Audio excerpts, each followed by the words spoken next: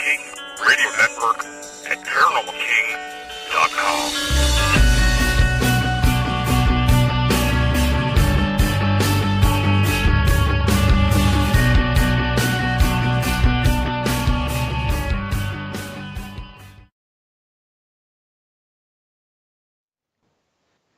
Welcome to the Paranormal News Insider for the week of February 26th, 2019. And this is officially episode number 386. And this is your host, Dr. Brian D. Parsons. And we are live right here on the Paranormal King Radio Network at ParanormalKing.com. Not sure where you're at. Well, I see a few of you there. But yeah, we're live in the chat room, so you can join in, ask some questions about some of the news that we're going to be talking about tonight. And, if you're listening to the show after the fact, after it's been recorded and uploaded and all that fun stuff, then, well, thank you as well. I appreciate it that you're listening to the show. That we did miss you in the chat room, though. But nonetheless, I get it. We all have schedules. We all have things to do. But tonight, my thing to do is talk to you about some paranormal news, some weird stuff happening even in my own backyard I didn't know about. I had to find out from India, of all places, to find out about something happening in my own backyard. It's kind of embarrassing. But we're going to talk about UFO conspiracy theories in the news. It seems to be wearing thin in the media to some small extent. We're also going to talk about the Ocean X Baltic Sea UFO. It's back. We talked about this story when it broke years and years ago. And it's back in the news once again. And was that an alien attack over Cleveland last Thursday? That's the story that happened right here in my backyard. And I'll talk about that. And is YouTube to blame for the flat earth movement? I thought it was bad schools, but yeah, we'll see. I'll talk about that. And we're also going to talk about, I wasn't going to talk about this last story, but it seems to be a hot topic. It's all over the place. So we're going to dive in and talk about the humpback whale that was discovered in the Amazon forest. Pretty unique. And we've talked about some oceanic type stories here on the Paranormal News Insider. And we're going to go, we're going to dive deep into that story as well tonight. So I just want to update you on some of my events. I'm not going to talk about all the other stuff right now. I'm going to throw that at the end of the show and see how that goes instead of talking about all that stuff in the beginning of the show. But for me, the reason why I want to talk about my stuff, well, yeah, it's my show. But I just got done, literally time-stamped about a half hour ago, got done and just finally confirmed a date for a radio show called Spaced Out Radio with host, Dave Scott. And that's going to be a interesting show. It's going to be, gosh, where's the date? I forgot the date. Yeah, so anyway, Spaced Out Radio with Dave Scott. It's going to be Friday, April 19th. But it's going to be a late show if you're here on the East Coast because it's a West Coast show. It's a Pacific radio show, so it starts at 9 o'clock, which sounds good. But here on the East Coast, that would be midnight.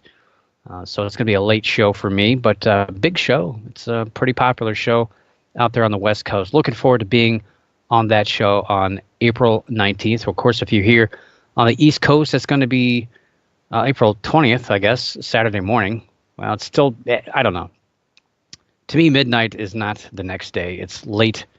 I'm a night owl. I like to stay up late. So to me, that's just getting it started on the night. Early morning's like 5 in the morning. I don't know, to me. Anyway, looking forward to that show. And then right around the corner from that in May, early May, I just kind of finalized my topic for this event, actually this morning, which is weird. The Haunted Heights Paracon 2019 in Houghton Lake, Michigan. That's going to be, I'm going to actually be talking, I wasn't sure what I was going to do. And they asked me late last night what my topic was going to be, and I'm going to be talking about UFOs. The basics, I should say, the foundation of UFO research and investigation. I like to customize all of my presentations to the event that I'm going to go to. So it's going to be very similar to what I talked about at the Kecksburg UFO Festival a couple of years ago when my book debuted. I guess that would be last year. And going to kind of customize it a little bit to some of the current events that are happening, some of the current stories, I should say, that are taking place, just to kind of give a little bit of kind of background in how I would research a story or how investigators attack these stories. And we got a really good example of that coming up tonight on the show. And then looking toward the end of May, beginning of June, May 31st through June 2nd, I'll be at the Pennsylvania Bigfoot Camping Adventure in down there in Fayette County, Pennsylvania. It's wow, it's going to be a massive event. So many people are going to be there. There's 12 and a half speakers. There's a bunch of big celebs that are going to be there. They're also going to have workshops where people are going to explain various aspects of cryptozoology and how to do what we do, basically out there in the woods. And it's going to be taking place at the Benner's Meadow Run Campgrounds in Farmington, Pennsylvania, and Fayette County. And highly recommend, if you don't have your tickets at this point, get them. Don't worry about the weekend. You'll get it off. If you're working, if you're not working, don't worry. No one's going to get married that weekend. We'll postpone those till September. You can come to this event. I just decreed that right now. You don't want to miss this. This is if you're into cryptozoology, you like Bigfoot, I'll be talking about, more than likely about black cat sightings, mountain lions, things like that. And everybody is going to have a great topic there. So don't worry about it. It's going to be a blast. If you like getting out in the woods, you want to learn about cryptozoology, Bigfoot stuff, you want to talk about a lot of people that have a lot of experience, this is the event to go to. It's hosted by Eric Altman. And again, it's going to be May 31st through June 2nd, 2019 at Benner's Meadow Run Campgrounds. You can find more information at pabigfootcampingadventure.com. Beyond that, right now, my schedule I have in June as well, June 24th, I'm going to be at the Pickaway County Public Library down there in Circleville, Ohio, home of the Pumpkins. I'm going to be talking about UFO as well. It's their UFO week down there at the library, so I'm going to be joining in on those festivities, talking about UFO and aliens during their UFO Aliens Week at the library. Going to be a great time down there. I'm looking forward to that. Hopefully I'll get a ghost thing going on there. It's kind of weird that I don't talk about ghosts. Let me see. So internet services, would that be that was the PA Camping Adventure? I don't remember a Wi-Fi, but yeah, I had internet there. It's kind of out in the middle of nowhere, but there's a park, national park, like right down the street. It's pretty close to civilization. It's not completely out in the open, but yeah, you'll get a signal. It's not that out in the open, but yep, it's pretty good. Project Blue Book. So I don't even know where they're at, which episode I'm on. I think I'm all caught up. The one that I saw, I think it was last week's, was pretty good. I'm getting excited about the show. Yeah, their stories are a little bit out there, but I'm really enjoying it. I know a lot of the stuff happening in the show is not as it happened, but I think it's a really good show, and I think it's going to be good. And again, don't forget, that's going to be another season of this, another 10-episode season next year. So I don't know when they're going to start filming that, but it's winding down. I think, it's episode 8 tonight, so there's going to be 3 more. I don't know. I think it's done pretty good. It's still getting a lot of press. I haven't looked at the numbers per se, but I know, again, it's renewed, so you don't have to worry about that. So I think overall, if you look at it from an entertainment standpoint, I think it's a really good show. So if you're not watching that show, it's on tonight on the History Channel. I watch it on the History Channel app afterwards. I don't have time tonight. I got to finish my show and do all this and that, and hopefully I can catch Jim Mallard in the Mallard Report later tonight. I seem like sometimes I listen, I don't pop in the chat room because I'm doing work, and he doesn't know that. So I like to go in and make myself known. But I always get distracted by chat, and I end up chatting the night away and forget about posting my show and all this and that. But yeah. But that's my events. That's what's coming up for me in the next couple of weeks. But one thing I do want to know, a little programming note, I want to apologize to the listeners for last week. We had an awesome show right here live. So if you heard that, awesome. But then we had some, I don't know, snafu. We had a little snafu after the show was recorded, and was not able to get the show uploaded for everyone else. So if you got to listen to the show live last week, well, that was a special treat for you because no one else got to hear that. But, that's the beauty of live radio. And don't worry, we've sacrificed some chickens tonight. And for you animal-free people, we sacrificed some Spam as well. So we're taken care of on all angles tonight, and hopefully no snafus. But you know what? It happens. It's live radio. That's the beautiful thing about it. But then, I recut it over the weekend, so it's available. It's up, and you should be able to download that if you thought that you missed it or something. But last week's episode is out there, so it's you can listen to that at your leisure, whenever you like. Not now though, because we got a big show up ahead of us. A lot of UFO stories. I know. A lot of people in the chat room like UFO stories. So we're going to kick it off this week with a UFO story. And the story kind of took me by surprise.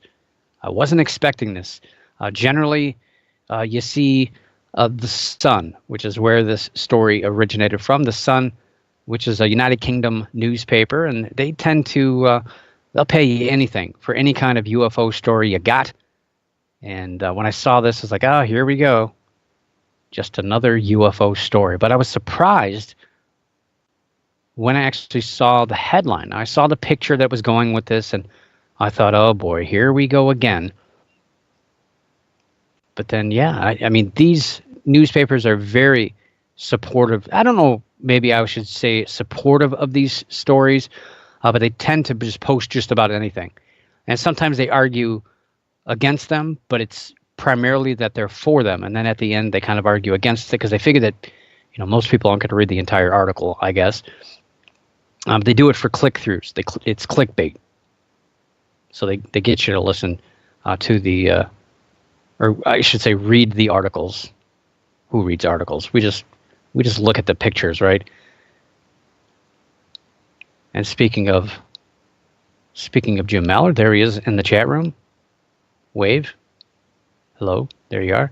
And yeah, so this one kind of took me by surprise. Here's the title of this article. And basically, this is dealing about conspiracy theories. Yeah, you did do it. We saw you, Jim. Anyway, just telling people to listen to your show later tonight.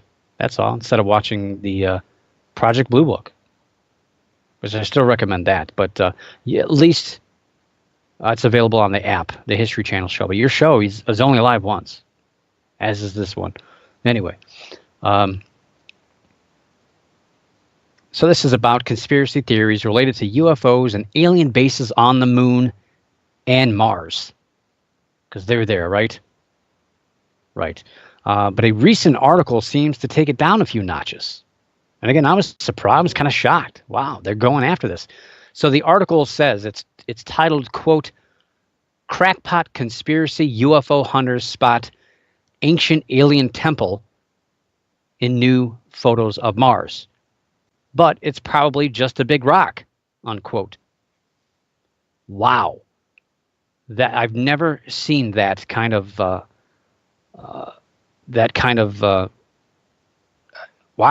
That was an attack. I mean, that was just boom. I mean, that was an all-out attack there. But anyway, if you go through and you see how many stories they posted on this where they're like, "Oh, wow, this is probably real." If I had a nickel for each one, I'd probably have about $7.50 55 cents. But anyway, the first line, yeah, doesn't seem to pull any punches either, as this story starts off with, quote, loony conspiracy theorists are at it again. And this time they think they found an ancient alien temple on Mars, unquote. The article centers on photographs gathered by NASA's Curiosity rover, where some interpret a rock outcropping as being some sort of building structure. Of course, in the middle of this is none other.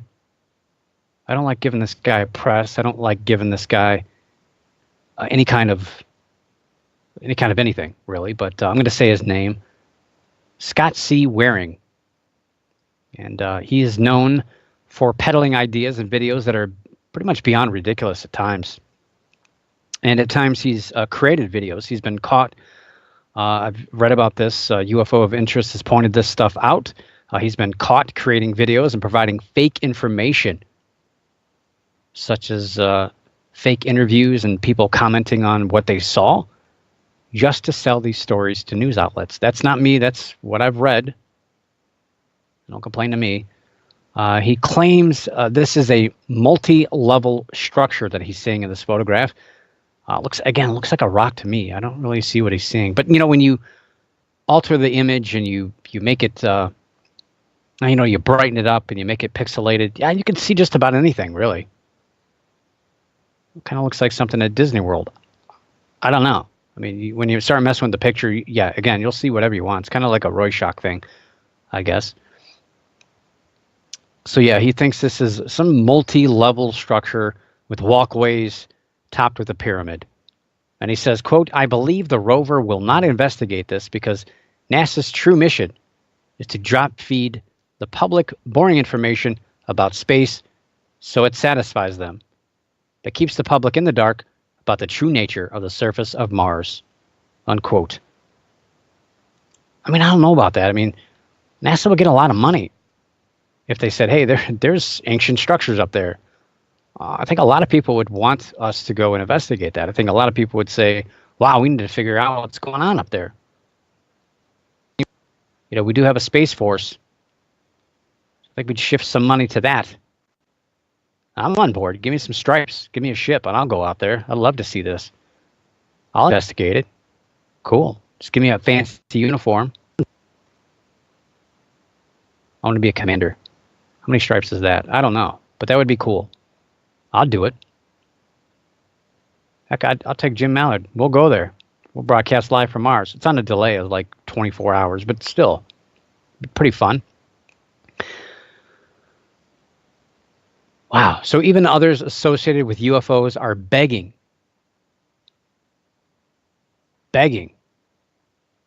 that please stop. This story is not what you think. I mean, it's outlandish. It's crazy.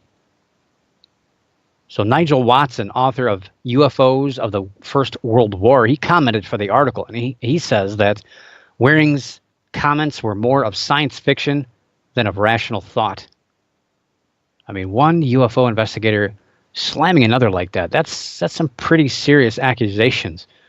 I mean, all of us in the and I'm part of the UFO community. I'm not saying that they're all crazy, but we say some crazy stuff. We believe in some crazy things. I mean, people in these little ships that fly millions of light years across a galaxy with all kinds of dangers, rocks and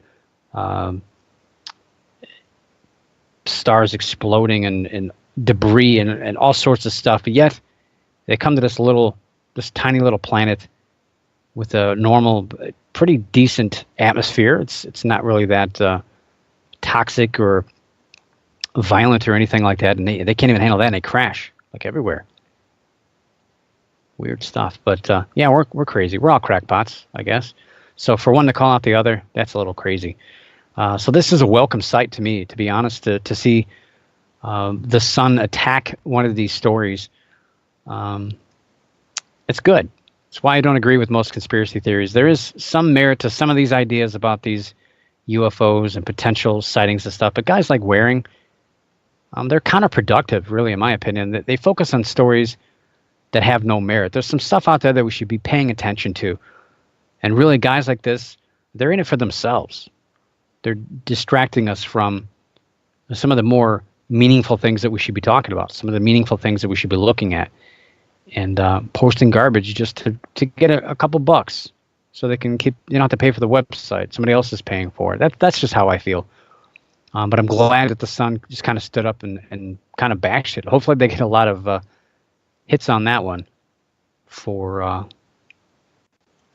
their, I don't know, selling whatever they're selling on their website, because that's all these things are for. They post these stories because they know people will watch it, or they'll tune into it and they'll read it, and maybe they'll buy a car or whatever they're advertising on it. A shirt. Well, it really depends on what you're searching for, because it's, they figure these algorithms. Yeah, it was from the UK. There it is. It's thesun.co.uk. So yeah, there it is, the UK.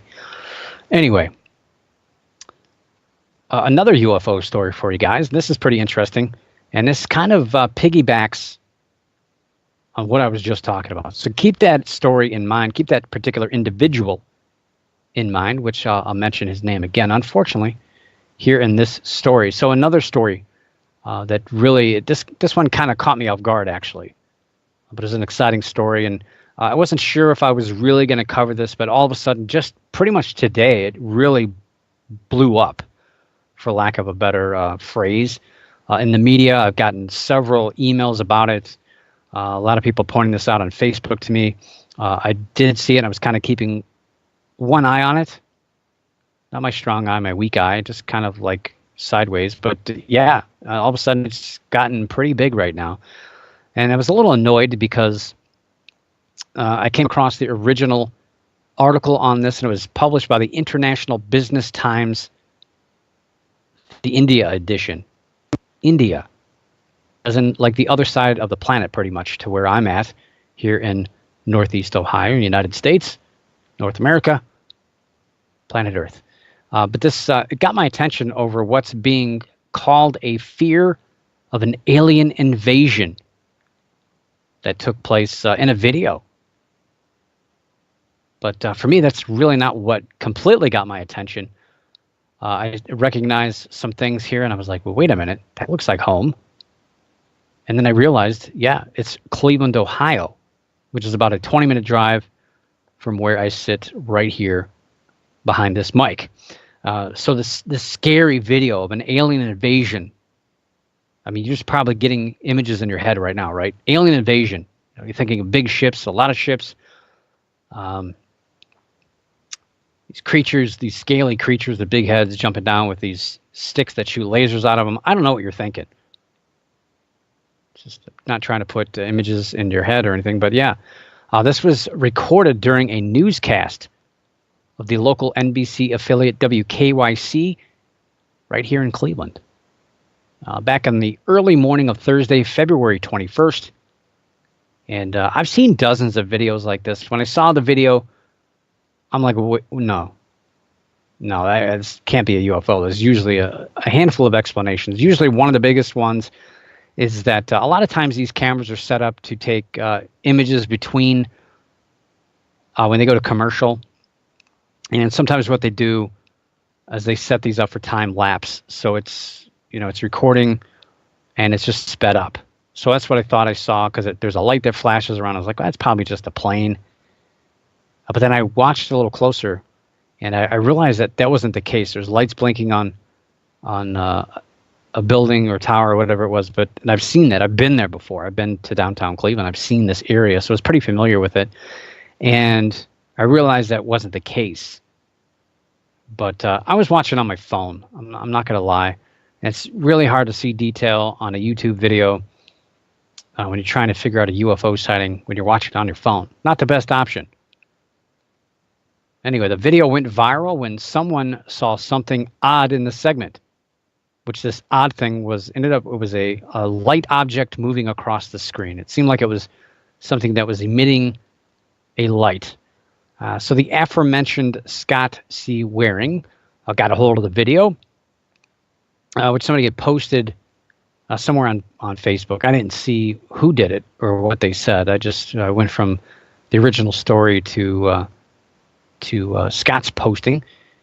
And Yeah, he made a lot of claims about it. So Waring said, quote, "At first I thought it was a rocket launch, but no rockets were launched from Cleveland ever, so that is out," which is true. And then he says, where I added contrast to the screenshot, a thick UFO disc came into focus. It has no wings, no visible propellers, no lights flashing. It's pure UFO, unquote. Again, quote, pure UFO, unquote. And the other part I like is, just remember this part. It has no wings, no visible propellers, no lights flashing. It's pure UFO, unquote. Again, third time. Yet some people who commented on the video claimed it looked like a rocket. So yes, a rocket, but yeah, it's NASA's pretty close to downtown Cleveland. They're actually at the big airport there. We have it's called the IX Center. NASA has a building there right by the airport, but they don't launch rockets there. Nope.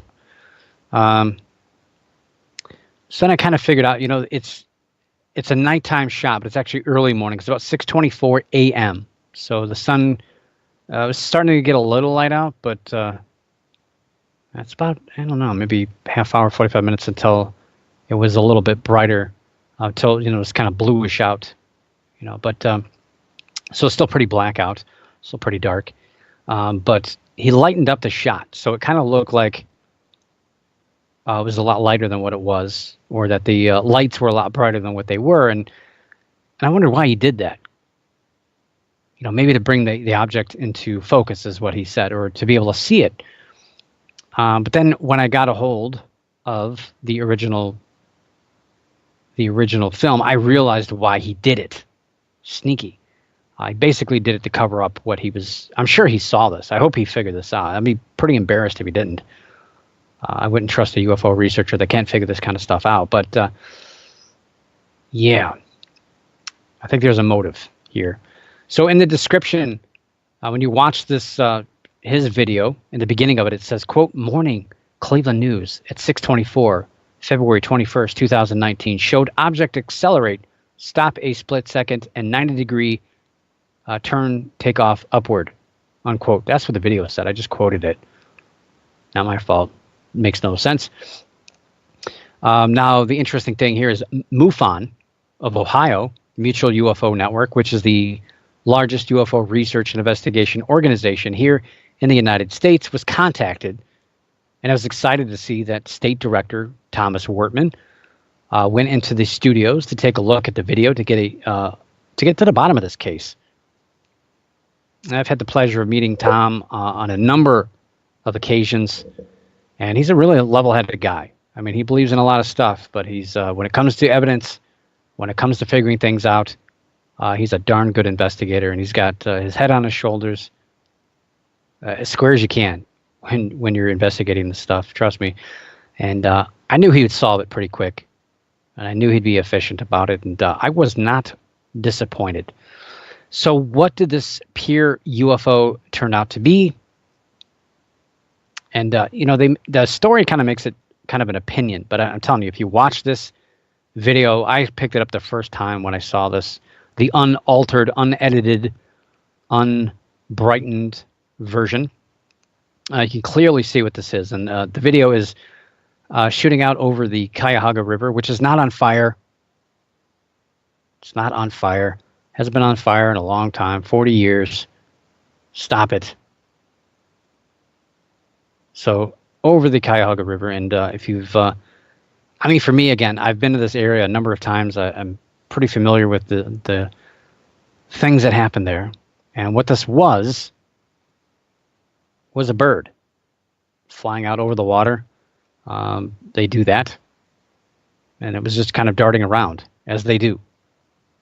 And it's really not that hard to figure. You can see, when it comes into the shot, you can see the wings. You can see when it changes direction. And you can see it fly away. It's a bird. It's not a bug. It's a bird. It's pretty obvious for me, anyway. But I watch a lot of these videos, so it's pretty easy for me to figure these things out. So There's really no arguing it. I mean, if you watch it, you can have your preconceived notion. You can believe what you want to believe. And, I want to believe too. I'm not saying that I don't believe in UFOs or potential craft from other planets, whether they're manned by aliens or just probes or whatever you want to call it. I want to believe in that stuff, but I can't when I see stuff like this. All right, this video is not a UFO. It's a bird. It's definitely a bird. So of his findings, Wortman said, quote, "I can actually see the wings going up and down, and this is not uncommon. I've had some other videos submitted over the past that have turned out to be insects.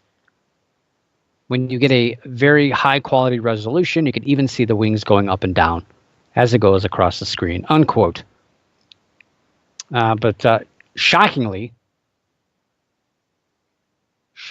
when you go to the WKYC's Facebook site, they don't agree.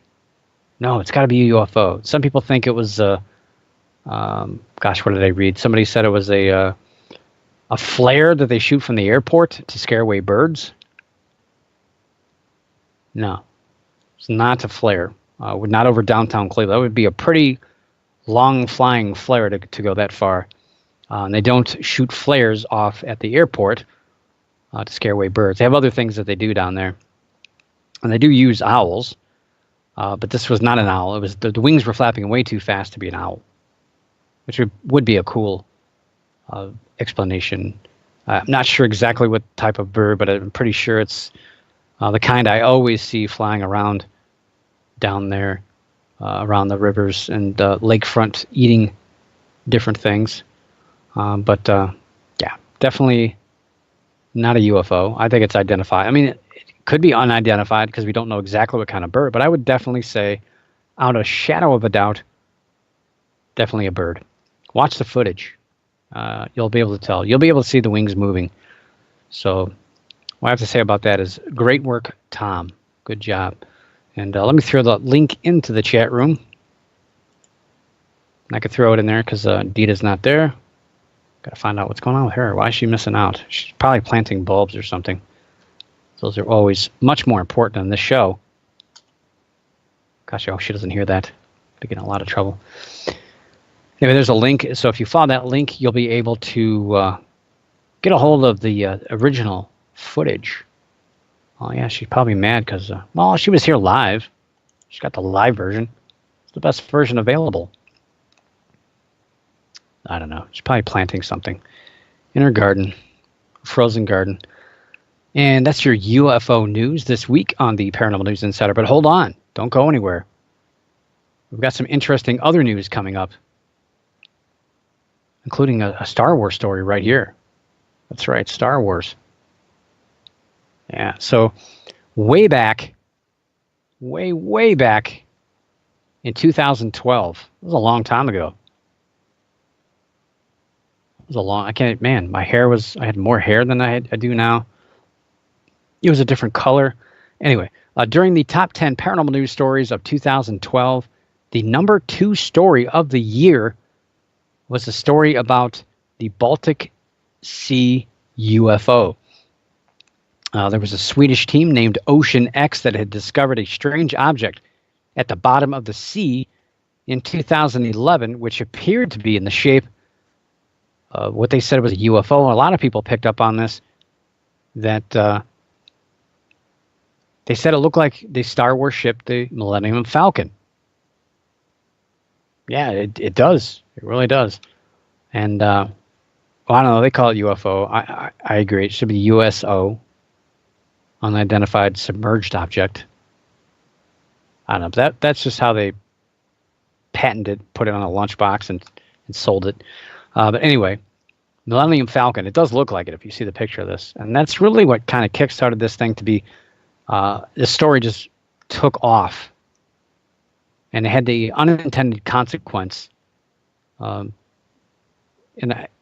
get it more into the story here. So the object was guessed to have been about 60 meters around, or to those of us here in the United States, less than 200 feet.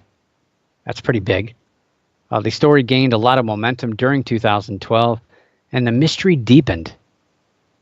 although there were very few answers and only one side scanning sonar image to go on. That was it, one picture. There's a lot of drawings and illustrations and whatnot, but really and truly only one picture to go on. The big claim by many outsiders was that, yes, this might be a UFO or USO, whatever your definition is, but there was also the thought that this might be a man-made object or even a city, such as Atlantis. I don't know, out in the middle of the Baltic? Yeah, anyway, the third option was something natural. And this was one they didn't really seem to give too much credit to. The other things, like a ring-like formation of rocks, created even more questions and theories about what might have taken place or what was going on down there or what this thing was. And while that story dragged throughout the year, it didn't last too long until scientists began to tear their story apart. Peter Lindbergh, head of the Ocean X team, made quite a few mistakes when giving interviews. He kind of contradicted himself. He twisted some claims made by scientists who investigated their work. I mean, they sent out samples of rocks collected from the bottom of the Baltic Sea and sent them to scientists, and they said, well, this is natural stuff. We expect this to be here. But they kind of twisted it around a little bit, made it sound a little bit more mysterious than what it should have. Yeah, so scientists, again, worked on these pieces collected, stated they were normal. They expected them to be there, yet claims of aliens, Atlantis, and other strange things kept appearing in the news about their findings. Ultimately, the story ended up boiling down to the Ocean X crew trying to get money for more research and treasure hunting, not just in the Baltic Sea, but worldwide. And since this anomaly story got them some pretty big attention, they continued to milk it for all they could, despite stories being published, again, refuting their work. I mean, I don't know why they didn't think that people wouldn't follow up on this story. And I don't know. They did. I mean, they're going to call you out on it, so they did. And that kind of hurt. That kind of put a dent in their efforts. But, they're just trying to get money. And I get it. They're treasure hunters. So treasure hunters need money to continue to do their research. And, I kind of slammed them pretty hard when all this stuff went down. It just felt like, it kind of felt wrong. They were just trying to milk this, trying to get money for research and treasure hunting. And you can't blame them. The answers were there at the bottom of the ocean. They just had to get the money to get down there and really take a closer look to it. But the Ocean X Baltic Sea UFO claim seemed to fall into the void of the unknown. That is until just a few days ago, when it popped up again. I was not expecting this. I thought this was gone. I just thought it faded away, sank to the bottom of the ocean. Popped back up on the paranormal radar. So it seems the Ocean X team has not given up on the thought that this underwater area is an anomaly created by people or aliens. And I didn't realize this either. On June 14th of 2018, Ocean X released a video on YouTube, which was actually a documentary that they released back in 2013 that I didn't even care about or know about. Didn't watch it. It was called The Mystery Beneath. And they talked about this documentary at length during 2012, and the story was really, really big. And they said, hey, we got a documentary coming up, and it never surfaced. Again, it sank to the bottom of the ocean, I guess. And this was supposed to detail their initial search and an ultimate dive to get these samples.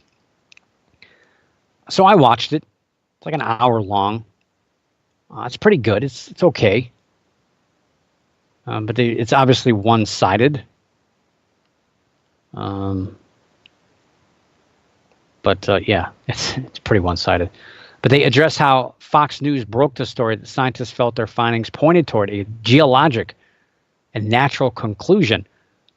But they felt this was done prematurely, and it hurt their efforts to gather money from companies to continue to gather evidence. The documentary also states that Ocean X team began selling merchandise as a way to get money to continue their research, as well as painted themselves as victims of this news. Dennis Asberg, the second half of the Ocean X ownership, shares how he received threatening emails about his family over the purported find. The documentary then takes another turn as it reaches the end, as an enthusiastic fan of the project had apparently retrieved some data from their second attempt at capturing an image of the area underwater. They had a side-scanning radar that was apparently damaged. They had another computer that they weren't able to get the data from somehow. So this person was somehow able to retrieve these images, and they were going to show the crew. So the crew shows up, and of course, they're surprised by what they see. Not only do they see the anomaly, but there's another area that is split, and a series of ridges also appear in the area. So the plot thickens or deepens, I guess. I don't know, however you want to put it. So the story's looking up here towards the end of this documentary, and he says the documentary ends with the eerie words of Dennis Asberg as it says, quote, "Maybe I work with this too long now. Maybe I'm crazy. But in my eyes, I see a crash site. Perhaps I will never find out, and I have to live with that. But one thing is for sure, I will never stop thinking about it." Unquote. They also revealed that in March of 2013, they had a meeting at the Swedish Armed Forces headquarters as the Naval Command Unit also shared an interest in this anomaly. So, this was all just to generate interest. It was all to get people speculating about what's there and to generate interest and kind of detract from what these scientists had said about the area. I mean, come on. If they say that it's supposed to be there and it's just a normal geologic thing, then I don't know why we're dragging our feet through the mud, literally. Yeah. So the latest story covering the Ocean X Baltic Sea finds talks about all about this, but ends with stating that a 2018 study by Stockholm University solved the anomaly as being created by the glacial process thousands of years ago. This was suggested back in 2012, but was ignored by the Ocean X team as being the ultimate answer. So I think they're just trying to poke this story up again to see if it can generate some interest and get some people on board so they can get a little bit more cash and go down there. Hey, I'm all for it. But let's calm down on the UFO stuff. Maybe get some scientists to go out there as well and try to figure out what's going on out there. But yeah, the claims gotta slow down a little bit. So we wonder, is that the last we've seen of the Ocean X team? We'll find out. They should have wrote a book. People read books. I don't think most people read books. I read books. I love books. But I mean, maybe. Conspiracy theory books are pretty popular, I suppose. Might have done good. The documentary, I don't know how many, I can't remember how many people claimed that they saw it. But yeah. Anyway, I do have the link to that if you have an hour to spare sometime. Not during this show or not after the show. Heavens no. More important things to do tonight. But I'm going to share that link in the chat room. And don't fret, because I will show that or share that. I'm not going to show it, but I'll share it during the week after the show is posted, hopefully without snafus, later tonight, and you'll be able to listen to the show afterward. And then starting Wednesday, I like to put these links out that I'm talking about here in the show. I put them out so everybody can read these things and form your own opinion. I'm not telling you, I'm just telling you what I see or what I can figure out from my experience and my knowledge of dealing with research and investigating anomalous stories like this. And that's why it's called the Paranormal News Insider. Anyway, we're going to move forward to, yikes, a topic that, I don't know, I'm kind of getting tired of talking about. I thought I was done talking about it. But it comes rolling back around again. But first, answer. There's a thing in the chat room here about asking about updates on the rescued tiger from Houston. I have not heard anything since February. What was it, 13th? February 13th. But I found out, I didn't realize this, that there's actually other tigers discovered. One in 2014 and one in 2016 that were found in Houston. It's a big city, so I guess. I don't know. It's kind of scary. Anyway, back to the subject that I keep flat Earth. What's going on with these people? I really don't get this. The flat Earth movement, it's been getting some momentum. Well, a lot of people have been talking about this. A lot of people have been getting into it. There's a movement. A movement. Yeah, I don't know what kind of movement it is, but I can kind of speculate on what kind of movement I think it is. Let's just say I had one of those before the show. Anyway, the flat Earth movement gaining momentum, but a new study might have pinpointed where all of this started. And I'm not talking 4,000 years ago or anything like that. I'm talking like where this started a couple of years ago, because nobody believed in flat Earth up until a few years ago. Nobody. Come on. All this stuff about people historically believing it and getting killed for it. No, that's not true. Stop making up stuff. So back in 2017, is when I really got tired of talking about it. I rated the Flat Earth movement as the number 7 story of the top 10 paranormal news stories of that year. Basketball players Kyrie Irving and Shaquille O'Neal came out to state that they were in favor. They really felt that the Earth was flat. They really believe this. And there was even a conference held that year. Yes, a conference. The 2017 Flat Earth International Conference, FEIC, was held in Raleigh, North Carolina on November 9th and 10th of 2017 to bring together those that believe that we're basically being fed lies and that NASA and others are conspiring to fool the world into thinking the Earth is not flat for whatever reason. They really can't make up their minds. But they know it's true. They know it's true. Thousands of years ago, they figured out the Earth was round by simple observations. Everybody knew it. Everybody knew it. Nobody got killed over that. That's lies. Get your history right. Stop watching a History Channel. It's wrong. Don't be a fool. Anyway, the big conspiracy about this. It turns out that the convention actually brought out some very serious, interesting data about flat Earth believers. I didn't realize that there were people going there to collect data and information from the people that were in attendance, but they did. Ashley Landrum was in attendance, not as a believer in flat Earth theories, but conducting research on behalf of Texas Tech University. Landrum interviewed 30 attendees, and all but one, so 29 for those of you who are counting at home, stated that they once felt the Earth was spherical, not round, it's spherical, but changed their minds after watching conspiracy theory videos on YouTube.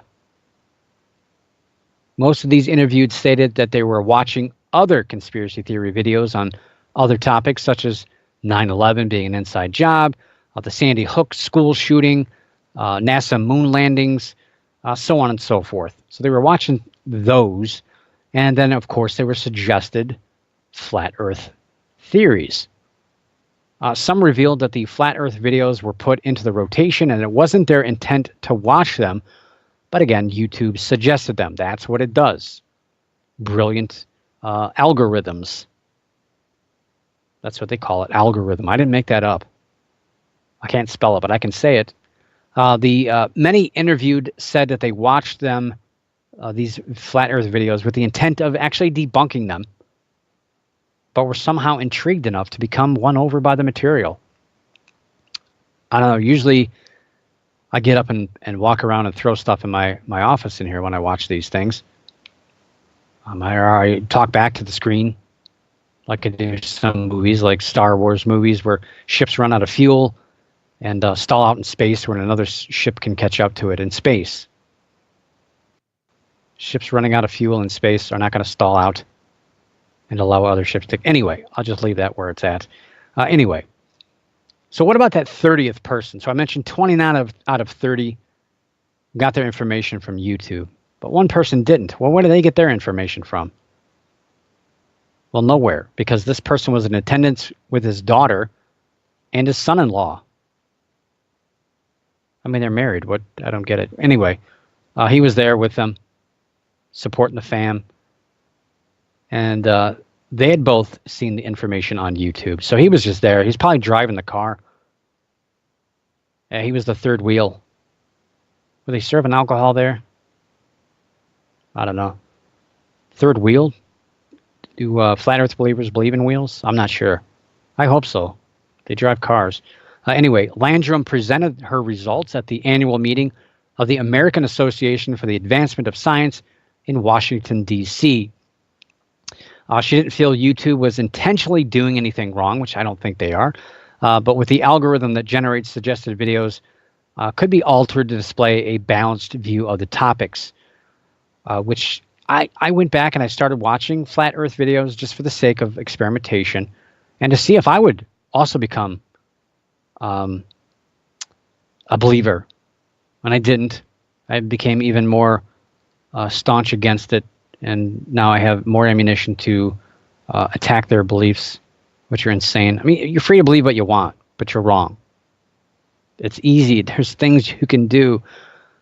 You can just walk outside. It's not that hard to figure out that the Earth is not flat. But anyway, yeah, I tested it myself, and there were videos that came up that were pro flat Earth, but also ones that contradicted and said that, yeah, it's definitely wrong. So to me, when I did this, there was a balance. So I guess what happens is people start watching something, and when they start to fall in belief with it, they're going to ignore things that go against their beliefs, which is it's normal human behavior. So she said she commented on this, Landrum said, quote, "There's a lot of helpful information on YouTube, but also a lot of misinformation. Their algorithms make it easy to end up going down the rabbit hole by presenting information to people who are going to be more susceptible to it," unquote. She also added, quote, "Believing in the Earth is flat of itself is not necessarily harmful, but it comes packaged with a distrust of institutions and authority more generally. We want people to be critical consumers of the information they're given, but there's also a balance to be had," unquote. She called for scientists to put up more videos on YouTube with their position, but also understood that this doesn't always work. She explained how U.S. astrophysicist Neil deGrasse Tyson talked about, quote, "how small sections of large curved surfaces will always appear flat to little creatures that crawl upon it," unquote. Well, that message was seen as patronizing and dismissive, and Tyson doesn't seem to have much patience for people who don't get science.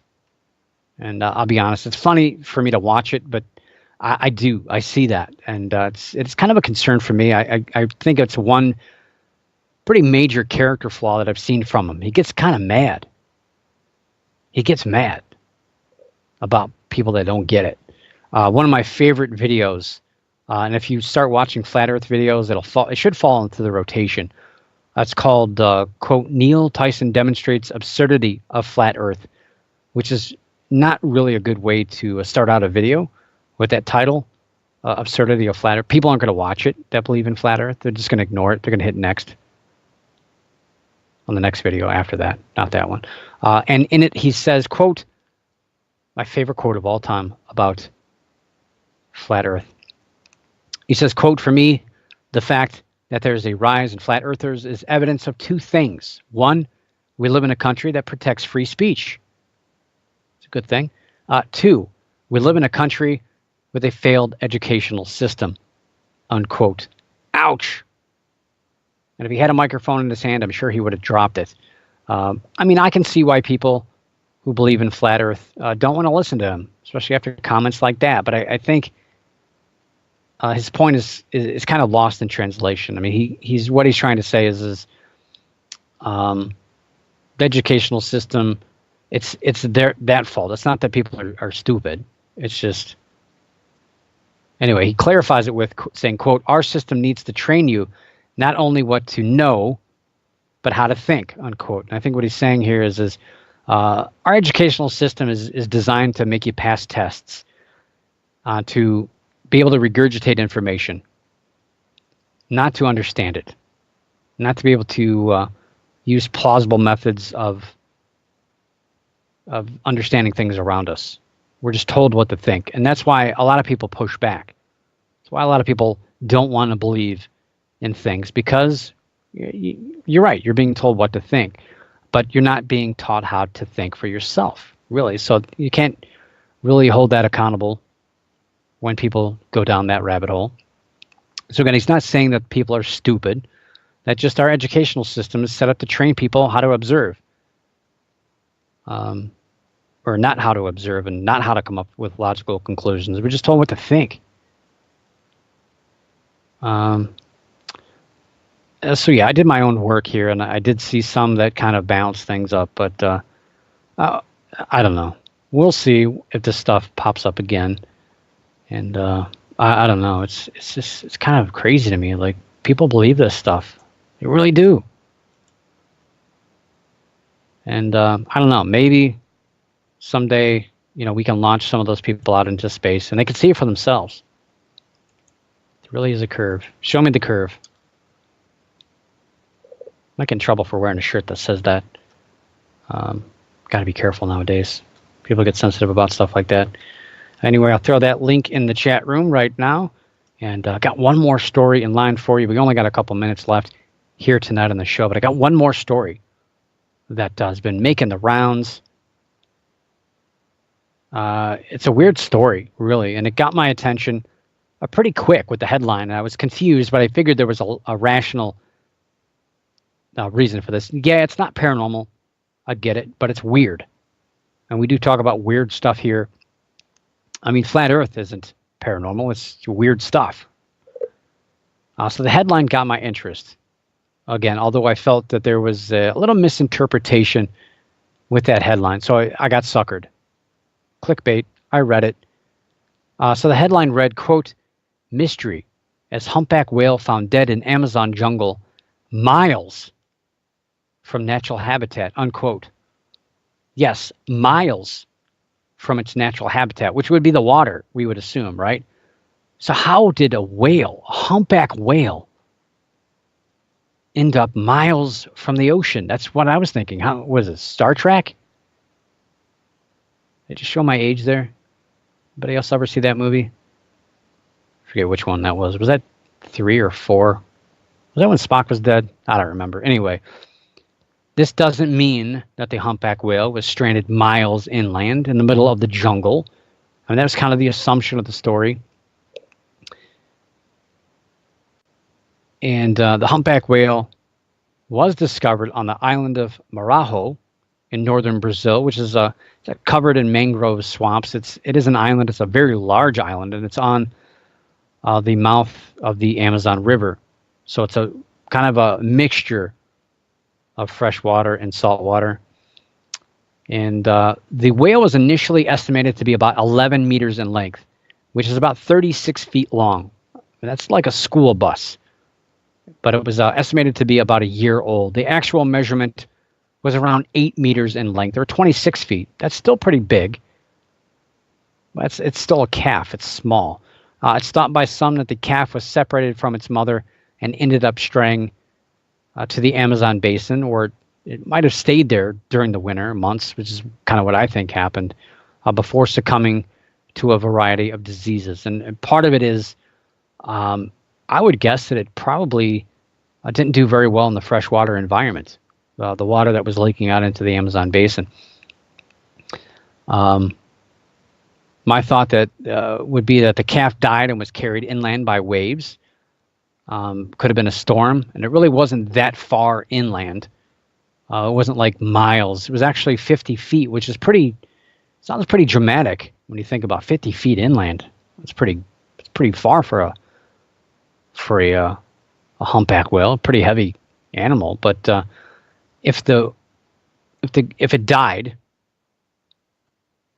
it would have been a little bit bloated, and that would have made it easier to go a little bit further inland. We've seen this before. If you've ever seen videos of whales stranded, a lot of times they're 15, 20 feet away from the ocean. How do they get there? They crawl? No. They're bloated. They have gas. They're full of gas. So, of course, they're going to be a little bit lighter than they're not tons of weight. Still heavy. But waves can push things up on water pretty far anyway. And there were storms in the area during different times. They don't know how long it's been there. So it said the whale had no apparent injuries, although the carcass was discovered after seeing numerous vultures in the area. The video, if you watch this video accompanying the story, would make you think that the whale was in the middle of the jungle. It looks like it. But if you kind of carefully watch it, and then you see these other photographs show researchers walking through pretty wet areas very close to where the whale was found along the beach. So it was 50 feet from the water's edge, but I don't think that they're accounting for tides and other things. But it looked like the water at one point had gotten pretty close to where that whale was stranded. So it probably just tossed it up in the mangrove. And again, it's a mangrove swamp, so that area is probably flooded a lot. So I don't think it was a big mystery. More than likely just flooded.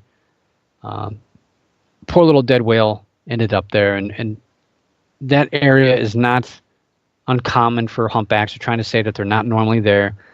Yeah, they are there, not during that time of the year. But again, this little poor guy got left behind somehow, some way. Probably his mother died, or maybe he just got stranded. Maybe he got turned around. Maybe he got spooked, scared. Maybe he just wanted to hang out and go on vacation. I don't know. But either way, it's dead. And they're going to do, hopefully, a necropsy on this. I know they were cutting into it and collecting samples.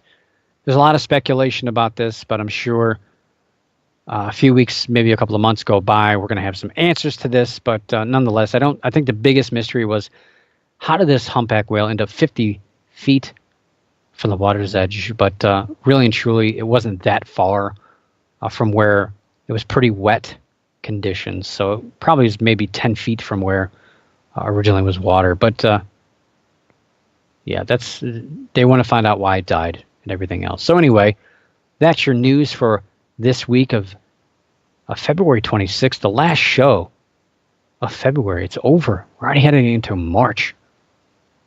That's crazy. Hopefully it'll warm up for you guys out there. And it's cold for me. It's like 20 degrees. I'm getting tired of it. Getting tired of the cold. Anyway, I live in Ohio, so that's what I get.